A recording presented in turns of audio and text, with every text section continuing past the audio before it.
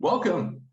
Here we are for the relaunch of our monthly carbonNEXT Carbon Talks series of engaging and cutting-edge webinars on the state of play in CCUS in Canada and around the world.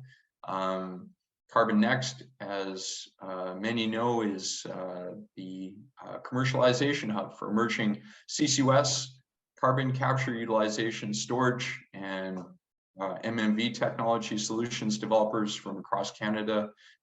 We leverage the strengths and expertise of Foresight Canada, Canada's largest cleantech accelerator, and Carbon Management Canada, leading provider of industrial decarbonization solutions. So with that, let's kick things off. Important as always to acknowledge the traditional, ancestral, and unceded territories of Canada's First Nations, Inuit, and Métis peoples. I was told years ago that the best way to approach this is to seek to create some discomfort. Otherwise, this becomes a kind of checkmark activity. And so the discomfort, I guess, for me is just how far we've come in the last 3 years, but how far we still have to go. And that so much of what we're talking about in terms of, the development of the Canadian resources and industries relies on and will ultimately require engagement with and participation from Canada's First Nations, Inuit, and Métis peoples. And so there's a challenge to all project developers and all technology developers to really figure out what our pathway is collectively on reconciliation. Okay, let's get into it. Again, Carbon Management Canada, leading provider of solutions in carbon capture, utilization, and storage. We are a nonprofit established in 2013 to advance safe carbon capture and storage with a focus on technology support and validation. Foresight Canada, also established in 2013 to accelerate clean tech across Canada and make Canada the first country amongst the OECD to achieve net zero. And with that, next slide, please. Today's agenda, I'll just bore you for a couple minutes about CMC and Foresight and carbonNEXT and the work that we're doing to support nearly 30 startups from coast to coast. We'll then announce and present our new resource directory for CCUS startups, which outlines the tremendous range of support both domestically and globally to fund, validate, promote, and grow your CCUS business. And I think this will be a really helpful tool for entrepreneurs from around the world, and also showcases the startups that we're currently supporting. We're then going to have a really engaging panel with some tremendous speakers whom I'll introduce in a moment, and a chance for you all to ask questions of them. And then we'll close with some things to watch out for and some new partnerships that we've launched at carbonNEXT. Shannon, anything I'm forgetting? Nope, but you covered everything. Moving along. So yeah, what is carbonNEXT? So carbonNEXT is a combination of the strengths of Foresight around training and supporting emerging clean tech solution developers through a mix of proven entrepreneurial training and mindset, skill set, along with a national network of over 150 seasoned executives who mentor and help coach the entrepreneurs on building out their businesses. We also put a great deal of effort into building a collaborative ecosystem, building out our network of supporters and partners to support the entrepreneurs, and leveraging infrastructure. One of the really wonderful things about Canada is we have this remarkable network of technology testbed facilities across all the verticals of carbon capture, utilization, sequestration, and monitoring. We're privileged to act as the concierge for technology developers who are looking for the leverage that comes from the tremendous expertise that we have in our provincial and national labs and research facilities. And as an example, in Brooks, Alberta, we operate a shallow CO2 sequestration site where we inject about 50 tons per year of CO2 underground and have a very elaborate monitoring infrastructure. MMV technology developers from around the world come to validate the performance and prove the capabilities of their technologies with the support of our and technical experts. And we have facilities like that across the country. So come to us and we'll help you navigate the infrastructure. And of course, we're currently supporting about 29 startups across the country and helping position Canada as a global leader in CCUS. Okay, that's the boilerplate. Now to the fun part. Go ahead. You know, we have ambitious targets in terms of what we're trying to achieve through carbonNEXT and our support for these innovators, and we're making tremendous headway on that in this, our second year. Thanks, Shannon. Next slide. The carbonNEXT resource directory. So we'll send out an email shortly with a link to this tremendous resource tool. But I'll ask that Shannon post in the chat a link to the landing page for it. This is a tool that's taken us about 18 months to build out, which collates not in a comprehensive way, but in the way that you might use if you were to go to the concierge at your hotel and say, hey, where can I go for a nice dinner? Where can I go if I wanted to go for a jog in town? This is intended to be a first point of departure to the network of events, funding opportunities, and other resources that any CCUS entrepreneur would want to access and know about in order to grow their business. So we look forward to seeing it on the cubicle walls and in the halls of entrepreneurs everywhere. And of course, one of the great features of this is that it includes the logos of the 29 startups that we're currently supporting through our programming. And we hope that you'll find it useful, that you'll provide us with hate mail about all of the organizations and opportunities that we left out, because we left out many. And of course, we don't know the whole landscape. And so, of course, we look forward to your feedback on this, but we hope this is a useful tool for entrepreneurs to navigate the ecosystem.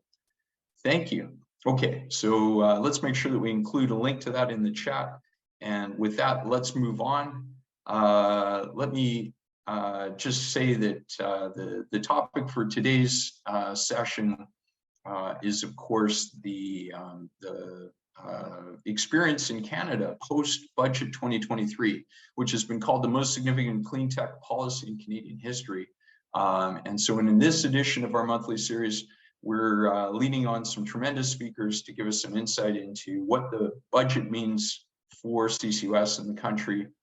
How does it play out, in particular for the individual industry sectors that are now looking at how they're going to get to net zero by 2050, how they're going to get to very ambitious reduction targets by 2030, and beyond that, what's left to do? What are the gaps that are still missing? And so to help us on our journey today, we've got Sarah Petrevan from the Cement Association of Canada. Thanks, Sarah. Scott MacDougall from the Pembina Institute. Hi, Scott. And Andrew Konopelny from MLT Aikins. Andrew? Thanks. Great. So the way we're going to do this, I'm going to moderate, and to kick things off, we'll turn it over to Andrew.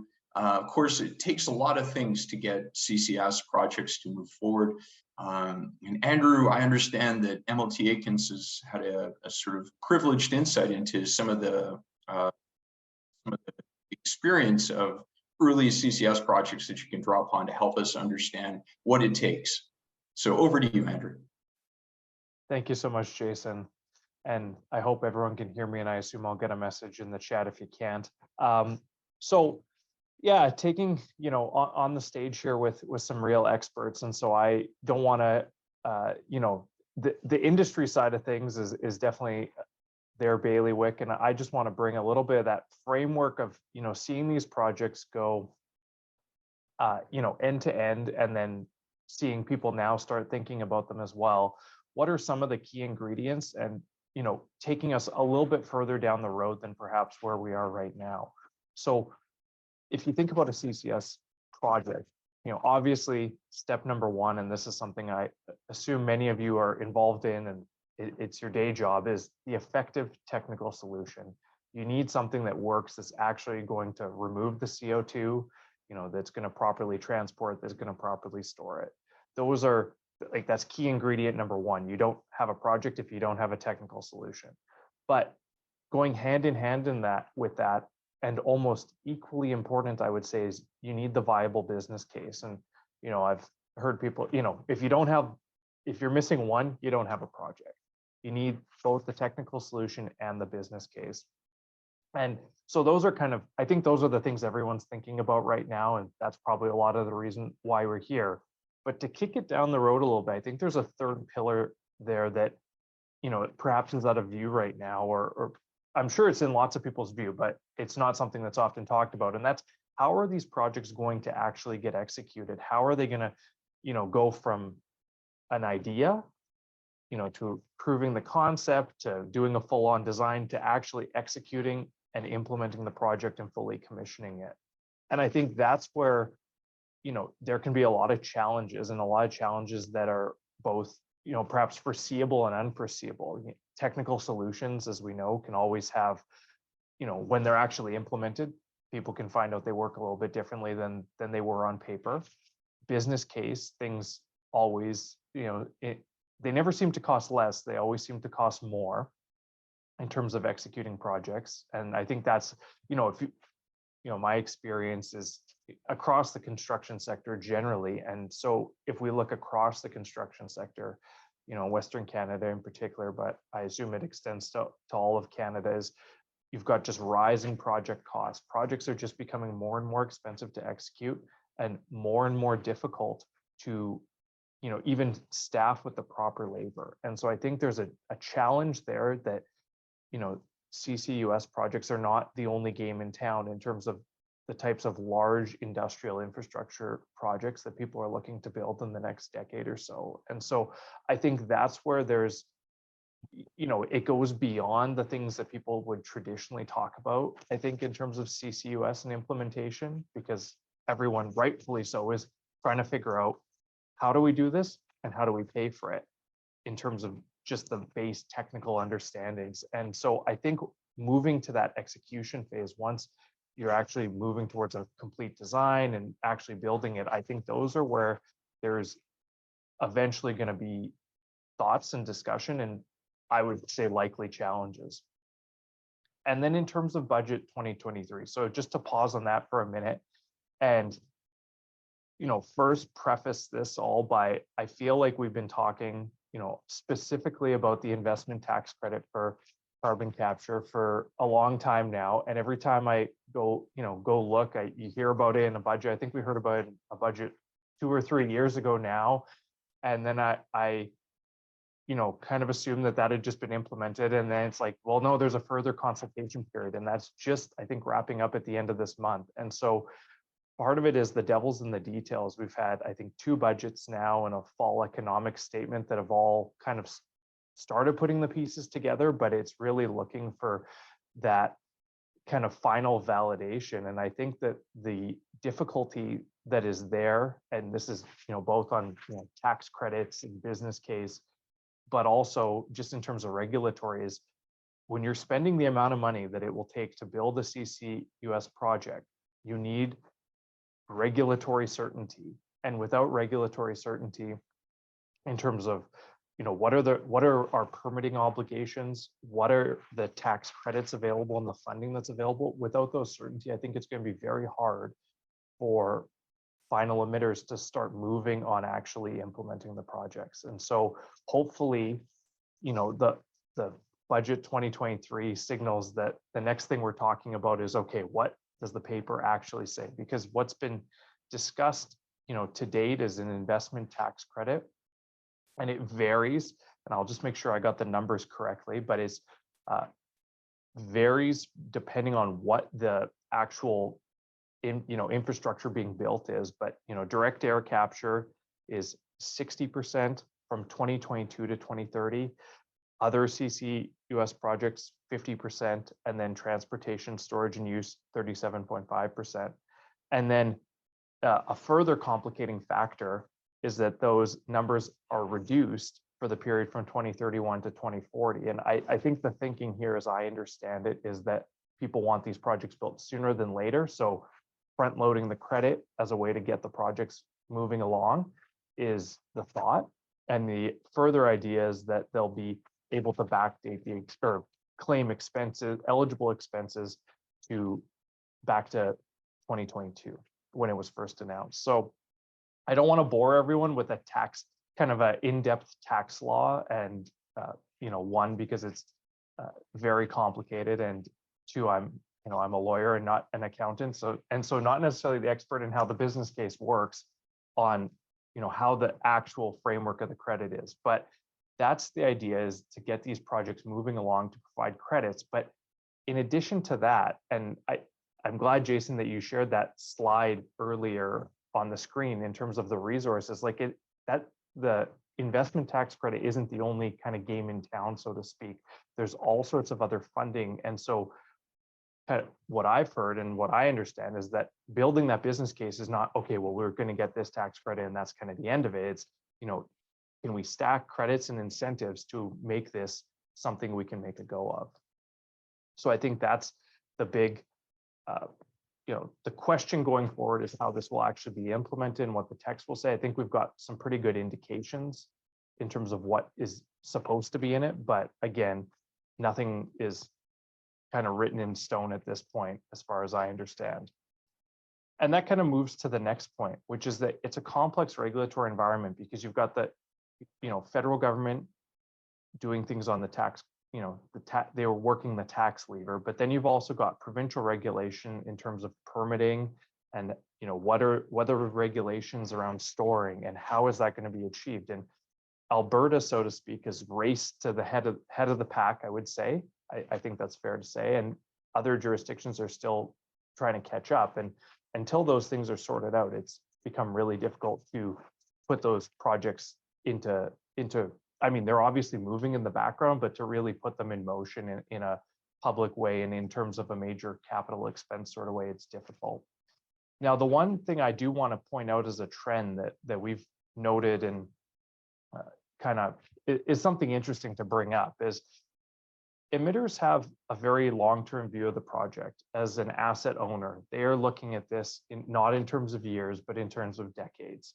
And so when they're looking at technology providers and technology solutions, they're looking for long-term viability. And if they're, the difficulty is, if you're selling or providing a solution that is proprietary, there needs to be the emitters' interest in that sort of solution. I mean, that's fine, but their interest in that solution is premised on the idea that that technology will be available to them over the long term, because they're not going to spend hundreds of millions and potentially billions of dollars on something where a key component of what they need may not be available a few years down the road. So I think that long-term viability and the long view of projects, and as the ultimate asset owner, if it works or if it doesn't work, or it costs more than anticipated, or there's overruns or delays, the emitter is the long-term owner of that, as well as kind of all the liabilities that follow on the process itself.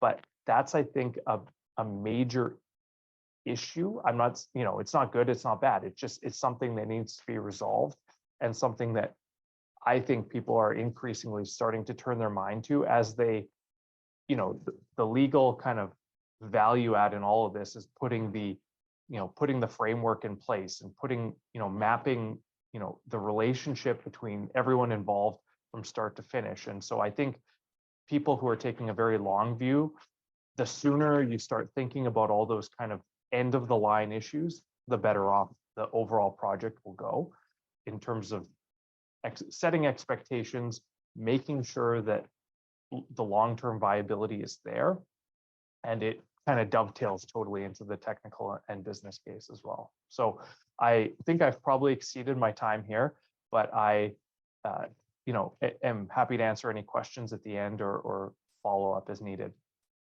No trouble. Unlike lawyers, we actually bill by the minute on this webinar, so no. With that, I think the perspective of a large final emitter sector is really interesting. So thanks for setting us up, Andrew. Sarah Petrevan, you are the VP for Sustainability for the Cement Association of Canada, which is taking a kind of global leadership role in terms of moving projects forward. Give us some insight. Let us have some empathy for how your members are thinking about deployment. Sure. Thanks, Jason. So I've been asked to kind of give everyone a bit of a synopsis and a case study on our net zero action plan called Concrete Zero that we just released last week. Shannon, can you flip the slide for me? Thank you. So what I'm going to do is I'll give an overview of the industry in Canada and then talk about sort of our plans on how we are going to achieve net zero by 2050. So just a quick synopsis. So the Cement Association of Canada covers 14 cement plants shipping cement across 5 provinces. So we're in Nova Scotia, Columbia, but from those cement plants, we supply all of Canada and we do a fair amount of export to the United States. There are 15 cement plants in Canada in total. In provinces where we don't have cement manufacturing facilities, you will find everything from concrete, ready mix plants, precast, pipe plants, insulated concrete form plants, masonry plants, as well as grinding, aggregate, and shipping operations. Approximately 163,000 direct and indirect jobs across the country and measuring about 79 billion in economic impact. Next slide, Shannon. Thanks. So, we take a view that big industries need to have a big impact on the way that we look at climate change in Canada. And particularly, for our industry, like twice as much concrete is used more than any other building or more than all the other building materials in the world combined. We're the second most consumed commodity in the world after water. So we like to say that a net zero future, both figuratively and literally, rests on concrete. I mean, if you think about, wind turbines, solar panels, hydroelectric dams, even, plants that house nuclear power stations, SMRs, all of those things require concrete. Homes, hospitals, schools, everything, roads, right? All concrete all the time.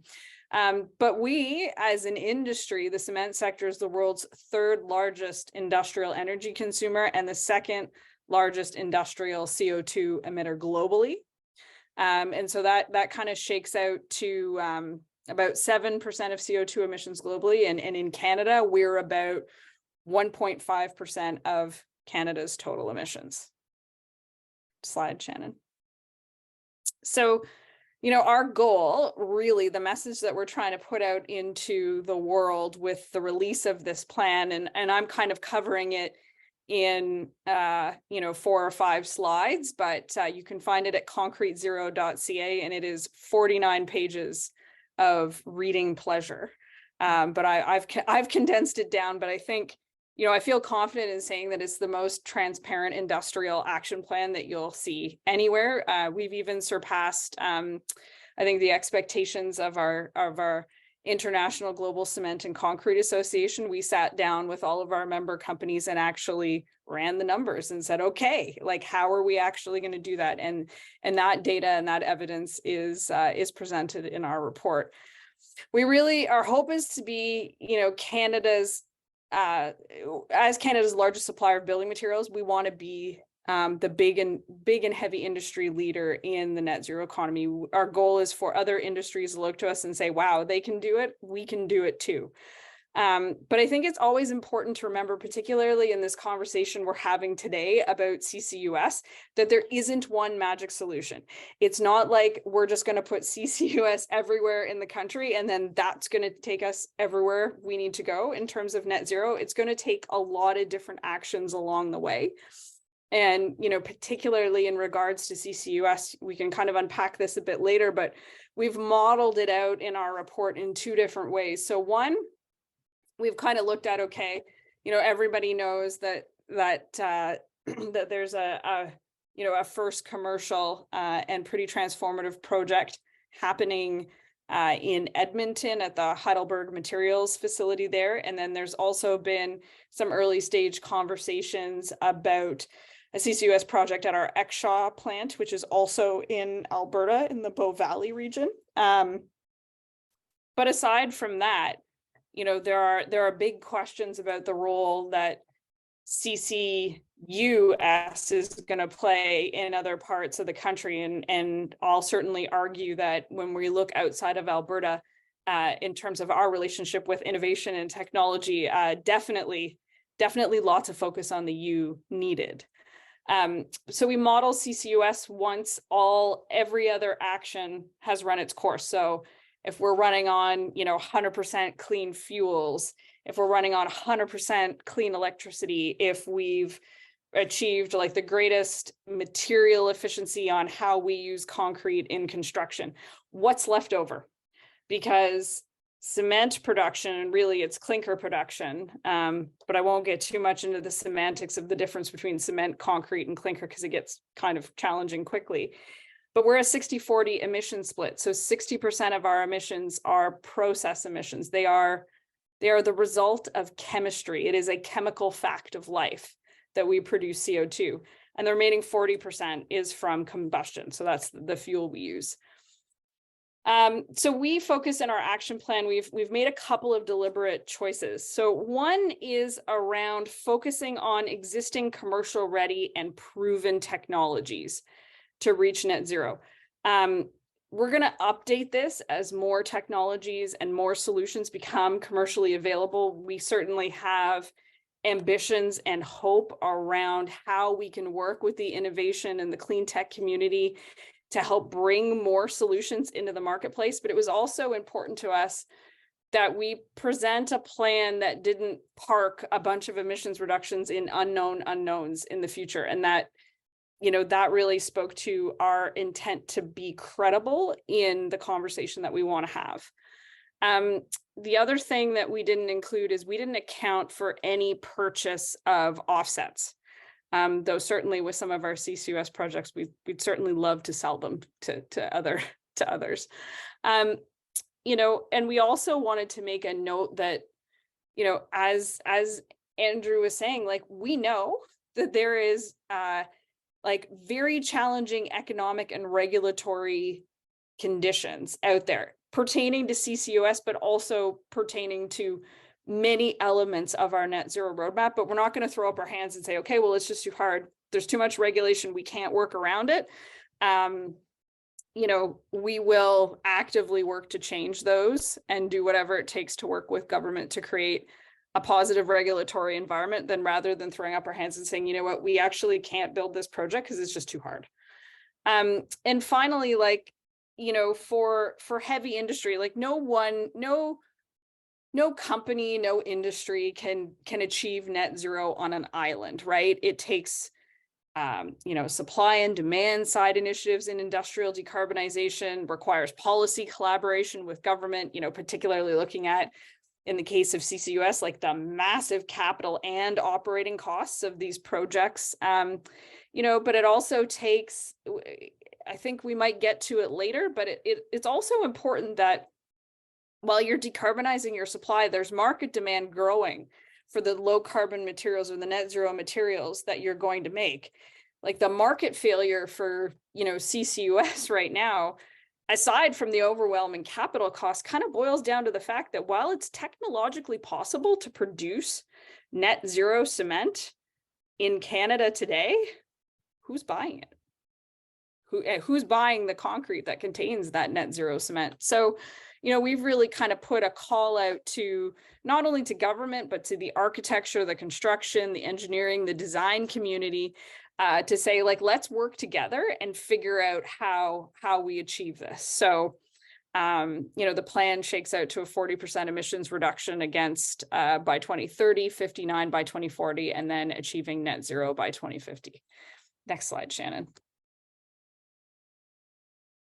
So where are the reductions coming from? This is really the big pie chart, and you'll see, that in this model, once all other measures have run their course, there is a 28%, or a 4.4 megatons of CO2 that we will need CCUS for. Other main levers. Shannon, can I just get you to flip the slide? I apologize, my cat is going to try and walk on my screen. The other main levers are really about eliminating our use of coal and petcoke and switching to lower carbon and alternative fuels, reducing the volume of clinker used to make cement, and utilizing alternative and blended cements that use, without getting too jargony, like other materials that are often recycled from waste from other industries. So, right now, like we could use fly ash, which is a byproduct of coal-fired power generation. We can use that to make a cement material, which reduces the amount of clinker that we have to put in. Same for blast furnace slag from the steel industry. And there are also some really interesting research about new materials we could use. There's a silicate that's a byproduct of lithium mining that is increasing for electric vehicle battery production. And we can actually take that material that's a waste from another industry and incorporate it into cement making that actually overall reduces our emissions by reducing the volume of clinker that we need to create. Of course, investing in leading technologies, including CCUS, is greatly important. And I would also say, like, lots of emphasis needed on the U, particularly around, mineralization technology and ways to capture and use that carbon, because the conversation around storage is advanced in Alberta from a regulatory and legal perspective, but we also can't deny the fact that Alberta is, for lack of a better term, geographically blessed in a way that not every other jurisdiction in Canada is. And so, when you look at the volume of tonnage that you potentially might be looking at needing to store a year, assume roughly on average, 1 million tons of CO2 from a cement plant per year. Like, some are much higher, some are much lower, but let's just take that as an average. 14 cement plants across Canada, that's a lot of megatons. Certainly, like, our drive to increase the use of clean energy, electricity, zero emission vehicles, and heavy equipment, we are certainly interested in how we're going to transition our fleets. We have a lot of heavy duty vehicles on the road today, concrete mixers, concrete pumpers, lots of things used in the construction industry that we use. Cement trucks, which, are not the ones with the big rolling barrels. Those are actually concrete mixers. I blame children's books. My daughter's books get that mixed up all the time. And now she knows. She's like, that's not a cement mixer, mommy, that's concrete. I'm like, you're right, kid. But anyway, I digress. And then finally, we really need to see, just talking about the demand side for lower carbon materials, we're really interested in building codes, standards, specifications, procurement policy, increased material and construction. Like, I don't think we can't underestimate, when it comes to the decarbonization of heavy industries, but also for the innovation community, the importance of policies like public procurement to really drive step change throughout the entire value chain. And then my last slide, Shannon. Nope, that's it. Okay, that was my last slide. There we go. Perfect. Well, you've given us a really great roadmap that we can actually hold your sector accountable to, Sarah. So I'm going to ask you to put a pin in the description there.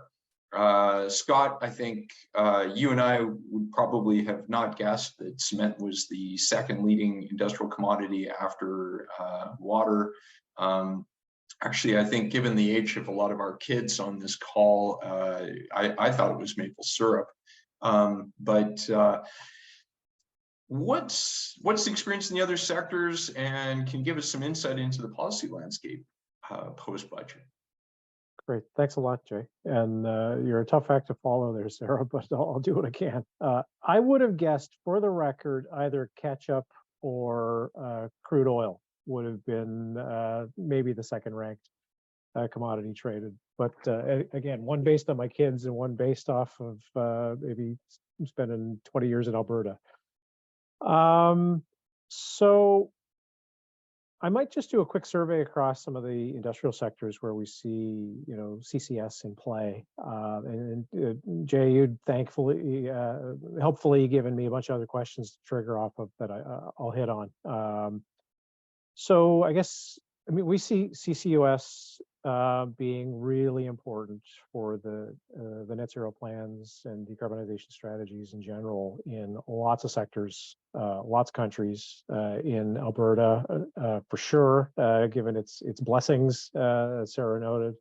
Also, Saskatchewan, if we're just talking geography for a second, Saskatchewan's got, good storage potential, has a little ways to go on its regulatory landscape. BC, especially Northeast BC, is another one with lots of potential, and again, a little ways to go on a regulatory landscape, but hopefully lots more to come on that. The electricity sector, where many of us, working at Pembina these days in the clean energy think tank kind of space, many of us certainly expected a lot more and continue to expect a lot more renewable electricity to come online, but there is also a lot of gas-fired electricity coming on to replace coal and fill demand. Abated natural gas is going to have a role in the grids in Canada for a while to go, and the underline on the abatement there, where CCS is going to be quite critical in getting electricity sector emissions down. There's, aside from, national and corporate level net zero targets driving that. Also, Canada's got the clean electricity regulation that's thundering away, and we should see more on that soon. Again, yes, regulatory uncertainty. I do hear that theme in the discussion, but it is out there.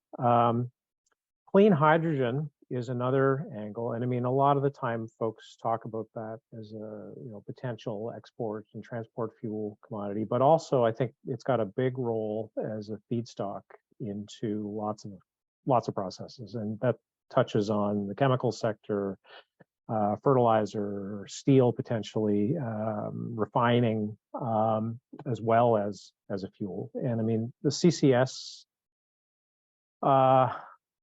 can help reduce the emissions of those sectors, even aside from where it touches on hydrogen. But hydrogen feedstocks,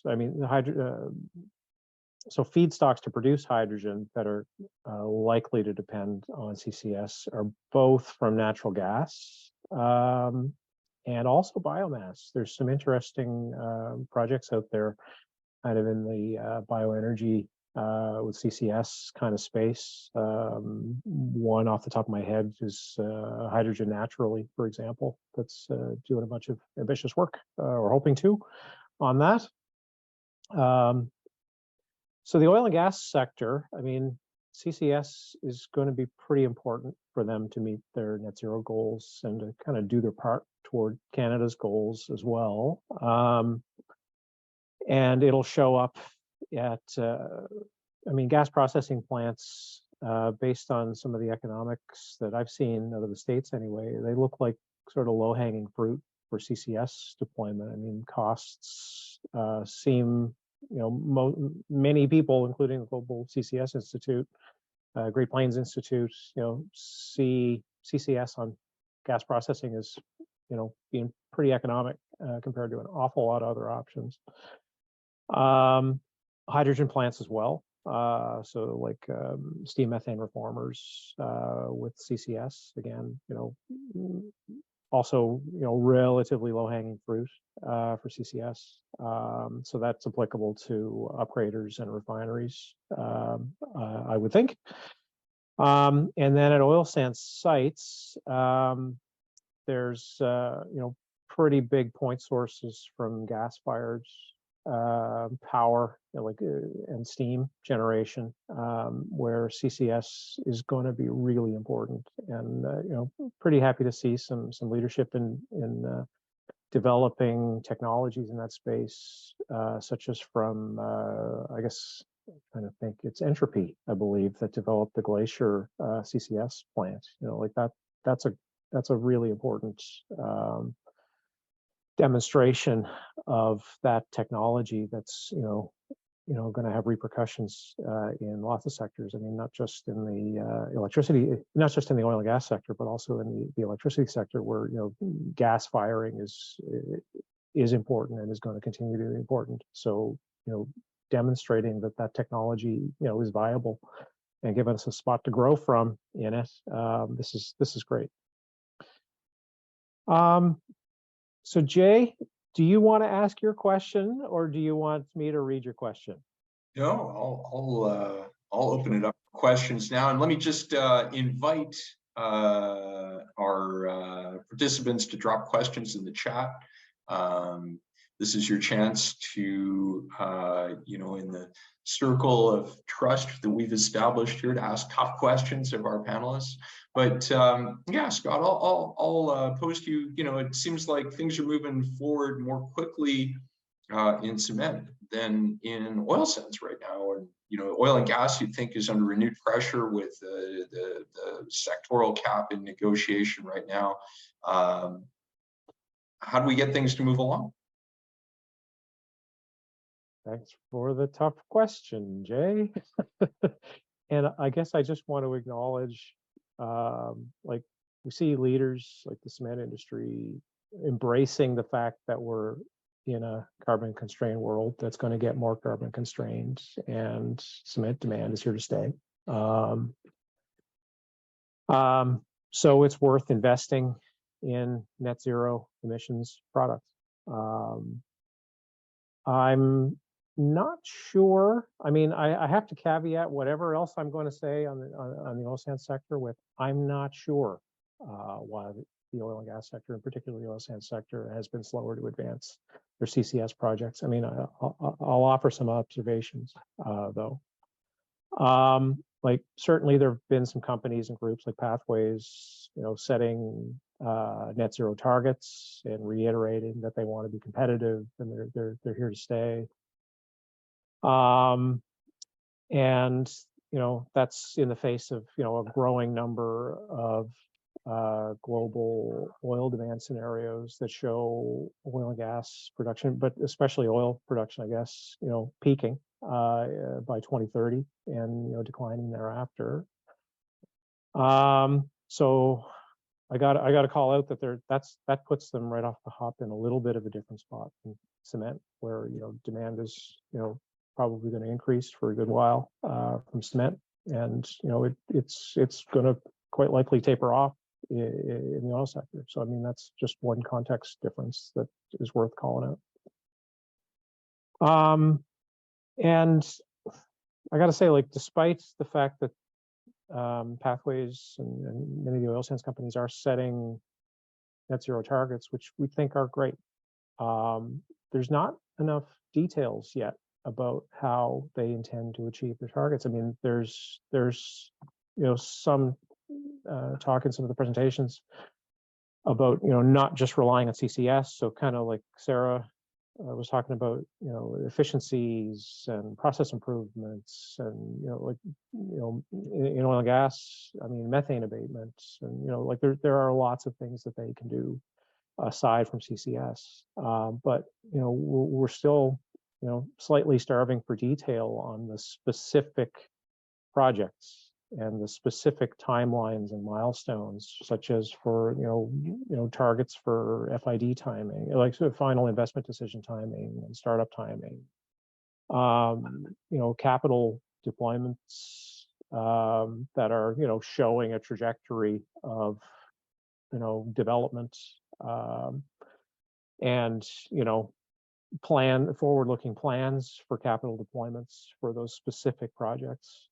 We don't see much of those. Like late last year, I guess we did see, another $10 million announced for, an engineering study related to pathways plans. Years ago, Suncor, did, announce final investment decision for its coke boiler replacement with cogen, gas-fired cogen project, which I was, lucky to have a big part in years ago. So there are those sorts of things, but around the CCS, which is, I guess, the focus of this panel discussion, we're just not seeing that sort of drilled down and sort of progressive detail coming out.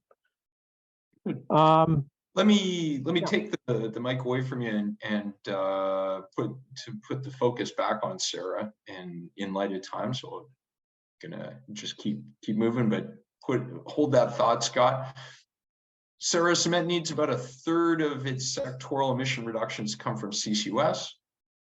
There's a couple of questions in the chat that I think come back to the point that what are the risks that we face in making that happen? Andrew had talked about how heavy industry is taking a long-term view, but incentives are time-based and start to phase out. So how are they approaching funding these projects after the credit phases down? And what are the consequences if you aren't on track by 2030?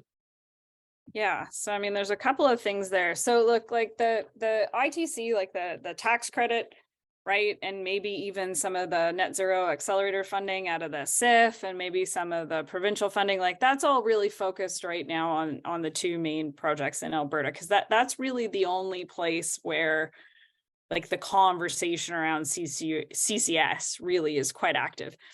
And in terms like of an industry's approach to net zero, like there's different solutions being brought to bear at different regions of the country, right? And so, looking at alternative fuels projects combined with some pilots around CCS and hydrogen in like different parts of the country, right? So it's different solutions at different points. Will challenges come up, once we get closer to 2030 in terms of there not being the financing there? Yeah, like that's a real risk and that's a real challenge. And I guess, there's probably a lot of hope booked on the fact that we can motivate policymakers to extend those types of incentives when they can see momentum. But it's also important to understand that technology costs will drop over time. And so, while Edmonton, which is a first commercial project, is looking around, just under $1.4 billion, it's expected that, smaller scale or different CCUS projects to come will be cheaper. And also like not every industrial decarbonization project at a cement facility is a CCUS project. So, one of the other things like we're really concerned about is it's not just funding, but it's labor, because there are only so many people in the world that have the expertise to build these projects. And so, I've heard another, expert in the field say that like realistically from like a labor perspective, Alberta can probably only handle constructing 2 major CCUS projects at a time, which puts us all in a bit of a pickle when it comes to, meeting 2030 construction timelines, because it's also important to note that in a cement application, like you don't just turn the thing on and it starts capturing 1 million tons right away. Like there's a couple of years where the technology that we're using right now, it's amine, like Edmonton's an amine technology facility. And so, that takes a couple of years to ramp up before it's on like a full scale capture. So, we anticipate that if all goes well, we'll have 2 projects up and running by 2030, but we will see, and that is certainly one of those like big question marks for the future. In terms of like, what's the risk if we don't meet our goals? Like, we are, our cement companies in Canada are part of large multinational corporations, all of which have science-based target verified net zero plans. And I can tell you that there will be some mighty ticked off shareholders. And it's probably safe to say that maybe some heads will roll if our companies don't meet the challenges that corporate head office has very clearly said that they want us to meet. And I would also just say that, like, in terms of where Canada's cement industry is at compared to globally, like we are definitely ahead of many other countries, but it's also important that we maintain that leadership position. Thanks, Sarah. No, that's helpful insight. It's ambitious. You've got a lot of work to do. There's a lot of things that could get in the way. Andrew, you presented a bit of a three-legged stool of, let's see, I wrote it down here. You said effective technology solution, viable business case, appropriate project execution strategy. Where's which of the legs is underdeveloped? Is social license a concern? What are you advising your clients in terms of getting these projects moving effectively? I think the leg, to me, and I may be biased by my own experience, on industrial projects that go long and don't have enough qualified labor and things, but I definitely jump on what Sarah just said. It's the labor that, in terms of the overall view of getting these facilities up, running, and commissioned, I think that's going to be the biggest limiter. And that I find that the observation that there may only be able to construct 2 at a time in Alberta, like that, and how does that match up with the targets and projections of what would actually need to be built to meet these aggressive targets? And so I think that, to me, is and I think it runs the gamut of very CCUS specific labor and knowledge, all the way down to, do you have enough pipe fitters, welders, instrumentation, techs, all those vital highly trained and specialized labor is in such demand right now. And it's not, you need the specific experts, but you also just need that general labor pool, because these are complicated industrial projects and they take a lot of person hours to build. And so if you don't have that, if you don't have the labor available, your project is you're just gonna keep seeing timelines slipping and costs go up. Scott, you're on a stand-up paddleboard on Meech Lake this summer, and Prime Minister Trudeau pulls up beside you on his sup. What do you tell him is the one thing that would most dramatically accelerate the success of the CCUS efforts in this country? Well, I guess first I'd introduce him to my kids, who are usually sitting on the paddleboard with me, and thank him for his tremendous leadership on climate policy in the last 7 or 8 years. And I'd say getting to the end of, like, getting to full deployment of maybe a couple of dozen contracts for difference before the federal election happens in 2025 ought to be a priority. That'd really help unleash the potential of Canada's climate incentives policies. I'd wrap it right there. Yeah, so maybe just to add, like, I think if I had to, kind of sum it up, like, I would just say, like, you guys want to decarbonize heavy industry, you need more demand policies. So contracts for difference is a demand policy because it helps to, support the scaling up of demand. Like, it's not just about decarbonizing the supply. And I'd say the same about, like, procurement codes, standards. Like the Trudeau government has done like a very good job, and the Cement Association of Canada has like been very supportive of the climate agenda, and government's been a great partner for us. But the gap, right? If I had to like pick on one thing, it's really like leveraging. And if you look at like Europe's, green industrial plan, and even like beyond the massive subsidies out of the IRA in the United States, like there's been massive focus in both of those green industrial plans around supply side initiatives, because demand side initiative in a way that allows for continued innovation and technology adoption, right? That drives industry to continuous improvement over time, which then opens the door for technology providers to keep bringing innovations and new ideas to bear, better ways of, carbon uptake, more research in carbon mineralization in concrete, like all of these different things. So I would have to find a much simpler way of saying it for the Prime Minister, but demand side initiatives. There you go.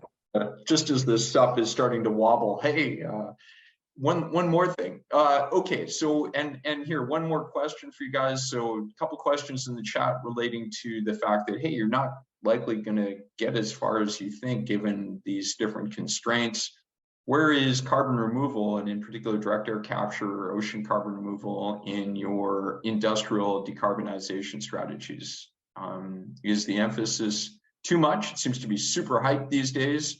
Everybody wants to talk about how cool carbon engineering is, but the reality is, Pathways has DAC in their set of buckets by 2050. Where's DAC, Sarah?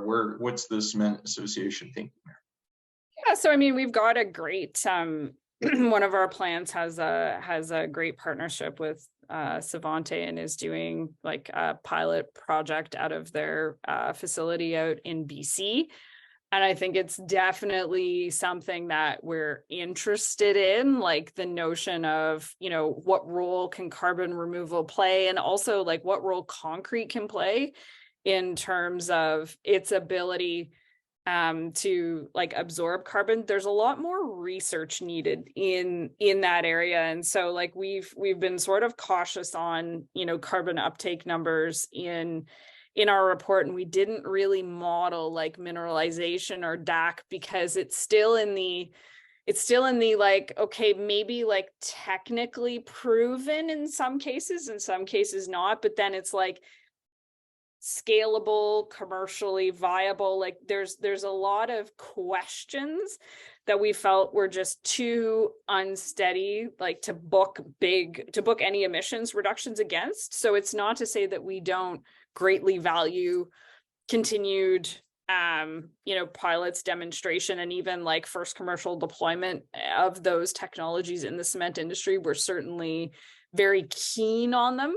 They just didn't make the like TRL, like technology readiness level 6 and above to warrant booking emissions reductions against in the net zero action plan.